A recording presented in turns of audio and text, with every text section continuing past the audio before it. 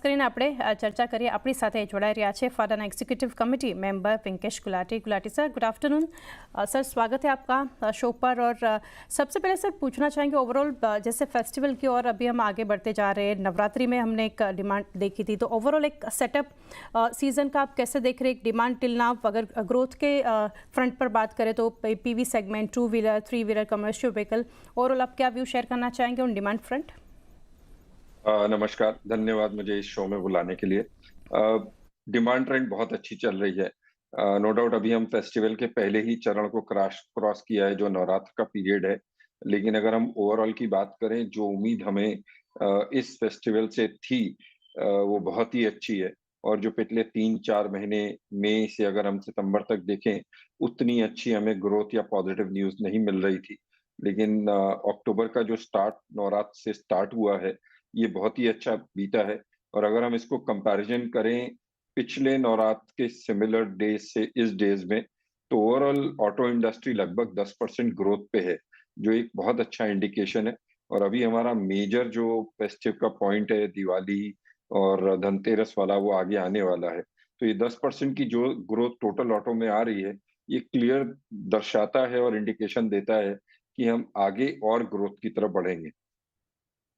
Sir आगे जानना चाहेंगे, डिमांड की जो आपने बात की, तो सेगमेंट वाइज कैसे अभी डिमांड देख रहे हो? डिस्काउंटिंग ट्रेंड स्पेशली, क्योंकि हमने देखा था huge discount ahead of Navratri, तो ओवरऑल कौन से सेगमेंट में आप देख रहे हैं ज़्यादा यहाँ से डिमांड, और डिस्काउंटिंग ट्रेंड के बारे में भी जानना चाहेंगे।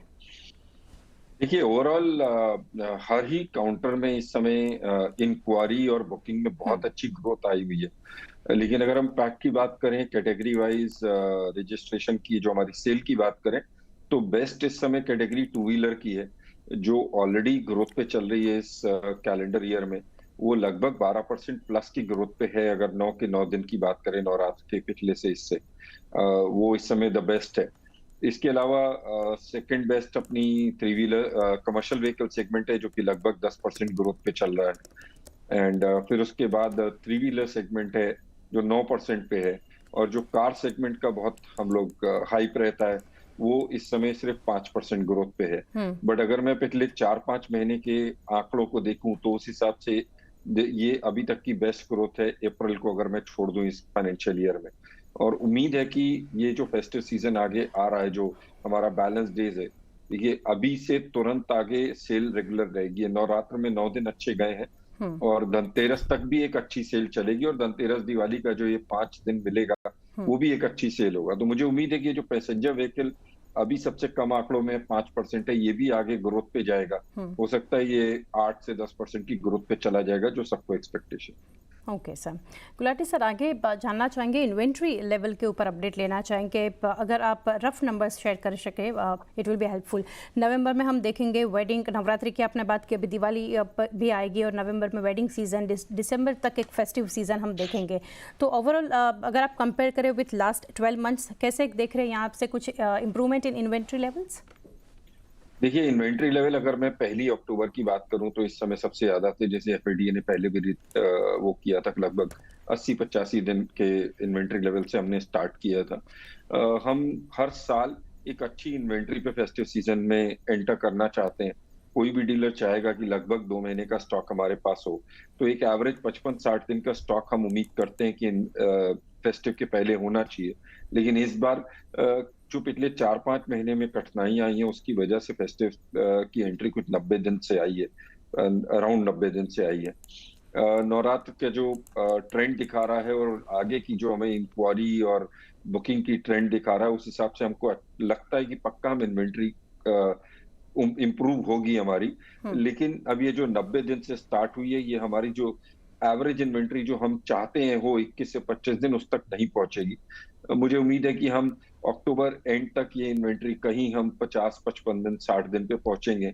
और अगर मैन्युफैक्चरर्स ने अपनी प्रोडक्शन को मार्केट की इन्वेंट्री को देखते हुए अपने आप को रैशनलाइज किया, तो हो सकता है नवंबर एंड तक हम कहीं जाके 45 दिन, 50 दिन पहुंचे। तो अब ये तो आगे देखना है। आपने सही कहा, नवंबर में अच्छी सेल आने की उम्मीद है मैरिज सीजन की वजह से। और नवंबर के बाद एक दिसंबर भी एक ऑटो ट्रेड में त्योहार जैसा होने लग गया, बिकॉज ईयर एंड सेल्स आती है। विन जो हमारा मॉडल चेंज होता है, उसकी वजह से डिस्काउंट्स बहुत आते हैं। तो बेसिकली ये क्वार्टर बहुत ही इंपॉर्टेंट है हमारी ऑटो के लिए। और मैं ये उम्मीद करता हूं कि जो हम 90 डेज से अक्टूबर में एंटर किए हैं, बाद जब भी हम ये क्वार्टर से एंड करें, हम कम से कम 20-25 दिन पे अपनी नॉर्मल इन्वेंट्री है उससे कम ही आए। लेकिन अब ये देखना पड़ेगा कि ऑटो ओईएम्स इस चीज को कितना सपोर्ट करते हैं और अपने प्रोडक्शन को कितना रेगुलराइज करते हैं कि जिससे कि ये चीज हम कर पाए।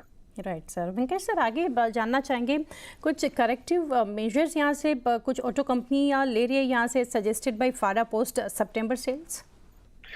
यस, अगर आप देखेंगे सितंबर में तो बहुत सारी कंपनीज हैं जिनकी डीलर्स के पास इन्वेंट्री कुछ ज्यादा थी, जिन्होंने अपना प्रोडक्शन लेवल कम किया है, जिसमें बड़ी बड़ी कंपनियां हैं जिन्होंने ईयर ऑन ईयर अपने को थोड़ा सा 2%, 3%, 5%, इवन कुछ ने 8-10% की डी ग्रोथ ली है, जिसकी वजह से कुछ इन्वेंट्री घटी है। बट पॉइंट ऐसे कि सिर्फ एक सितंबर के मंथ में डी ग्रोथ लेने से जो इन्वेंट्री हमारी 80-90 दिन पहुंच गई है वो नॉर्मल नहीं हो सकती। कुछ अच्छी रिटेल जो हम उम्मीद कर रहे हैं इस फेस्टिव सीजन और अगले महीने की शादी के सीजन में, मैरिज सीजन में आएगी। और कुछ ये जो एक महीने में इन्होंने अपने आप को रेगुलराइज किया है या कुछ कट लिया है, ये कट और आने वाले 2 महीने में लेना पड़ेगा इन मैन्युफैक्चरर्स को, जो एफएडी ने इनको लिखा भी है और रिक्वेस्ट भी की है। क्योंकि देखिए, इन्वेंट्री सिर्फ डीलर्स के लिए प्रॉब्लम नहीं है, डीलरशिप के लिए तो है ही है, बिकॉज हमारी इंटरेस्ट कॉस्ट, हमारी पीडीआई कॉस्ट सब कुछ बढ़ती है। इसके अलावा इन मैन्युफैक्चरर्स के लिए भी प्रॉब्लम है, क्योंकि अगर ये इन्वेंट्री अगले साल कंटिन्यू कर गई जितनी हाई है, तो फिर स्कीम्स और इनकी भी प्रॉफिटेबिलिटी पर व्हीकल, जो भी गाड़ी बची रह गई दिसंबर के बाद, इनके ऊपर भी कॉस्ट बढ़ेगा।